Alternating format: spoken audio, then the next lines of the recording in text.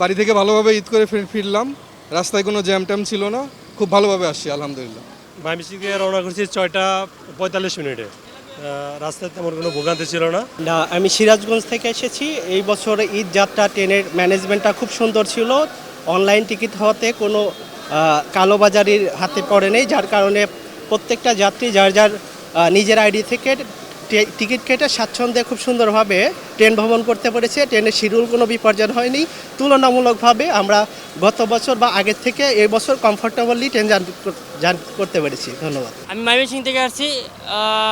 Board 6টায় রওনা দিচ্ছে, এখন এইমাত্র মহাখালীতে নামলাম। না, রাস্তাঘাট একদম ফাঁকা, করে জ্যাম নাই।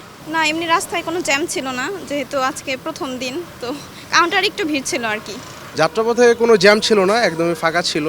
আর আজকে টিকিট পেতে কোনো সমস্যা হয়নি। বাট যেদিন আমরা গেলাম বাড়িতে, সেদিন হচ্ছে আমাদের মূলত টাঙ্গাইলের যে বাসগুলো সেগুলো একদমই পাইনি। সো অন্য এলাকার বাসে করে যেতে হয়েছে। এমনি ভালোই আসছি, ভালোই আছে সব কিছু মিলে। টিকিটে ঝামেলা হয়েছে, অনলাইনে ঝামেলা, এই টিকিট তো খুব সমস্যা হয়েছে। না, কোনো সমস্যা নাই, সুন্দরভাবে আসছি, একেবারে ফার্স্ট ক্লাস। যাত্রাপথে ভোগান্তি বলতে আমি রাত 10টায় ট্রেনে উঠছি ঠাকুরগাঁ থেকে, সকাল 10টা, এখন কয়টা বাজে? 10টায় নামলাম। অ্যাটলিস্ট 12 আওয়ার্স পথে লেগেছে। এটাই যাত্রাপথে মাঝে মধ্যে ট্রেনটা থেমেছিল, মেবি ক্রসিং বা অন্য কোনো কারণে হয়তো বা এটা হতে পারে। আর ইনফ্যাক্ট ট্রেন জার্নি সম্পর্কে আমার খুব বেশি যাতায়াত হয় না ট্রেনে।